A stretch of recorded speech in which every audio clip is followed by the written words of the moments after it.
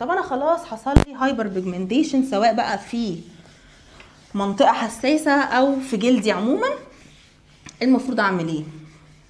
اي غمقان بيحصل للون الجسم عن الطبيعي، فالحل بتاعه ان انا اشيل الطبقه اللي غمقت دي. بالظبط، انا ما عنديش حل غير البيلينج، ولا استعمل كريم تفتيح، لان كريمات التفتيح مش بتدي ريزلت اصلا غير بعد 6 شهور. وكريمات التفتيح عايزه ان الشخص ده يبتدي يعرض المنطقه دي لهواء، وما يلبسش حاجه تعمل فراكشن، وده طبعا مستحيل. حلو، ويفضل بيه فتره طويله. طيب، او ان هو اصلا يستمر على استخدامه، ودي حاجه اصلا صعبه لان احنا بنزهق. فاحسن حل هو البيلينج بالنسبه لاول مشكله. طب البيلينج ده بقى بيتعمل ازاي؟ في عندي نوعين من البيلينج، عندي هوم بيلينج اللي هو المنزلي، وعندي كيميكال بيلينج اللي هو بتاع العياده. التقشير المنزلي ده ببتدي استعمل فيه مواد مقشره زي مين؟